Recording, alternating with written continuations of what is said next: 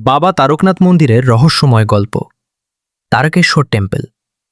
পশ্চিমবঙ্গের হুগলি জেলায় অবস্থিত এই প্রাচীন শিব মন্দির বহু বছর ধরে ভক্তদের বিশ্বাস আর অলৌকিক ঘটনার কেন্দ্র। রহস্যের শুরু অনেক বছর আগে। এক দরিদ্র গরু চরানো ছেলে প্রতিদিন জঙ্গলের মধ্যে গরু চরাতে যেত। একদিন সে লক্ষ্য করল তার এক গরু প্রতিদিন নির্দিষ্ট একটি জায়গায় গিয়ে নিজের থেকেই দুধ ঝরিয়ে দিচ্ছে।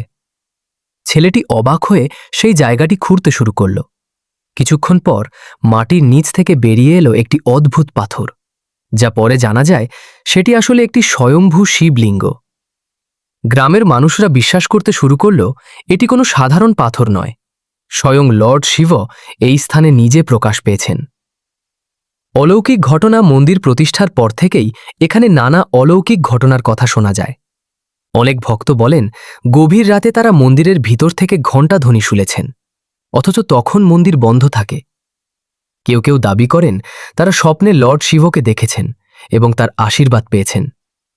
অসুস্থ মানুষ এখানে এসে মানত করে সুস্থ হয়ে উঠেছেন, এমন ঘটনাও প্রচলিত। রহস্যময় পূজা। বিশেষ করে শ্রাবণ মান্থে হাজার হাজার ভক্ত এখানে জল ঢালতে আসেন। অনেকে বলেন এই সময়ে মন্দিরের চারপাশে এক অদ্ভুত শক্তির অনুভূতি হয়, যা ব্যাখ্যা করা যায় না।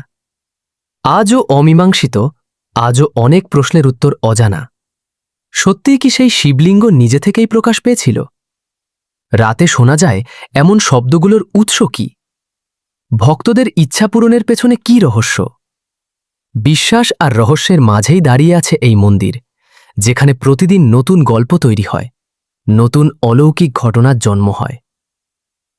শেষ কথা, বাবা তারকনাথ মন্দির শুধু একটি ধর্মীয় স্থান নয়, এটি এক রহস্যের জগৎ, যেখানে বিজ্ঞান আর বিশ্বাস মিলেমিশে এক অদ্ভুত অনুভূতি তৈরি করে।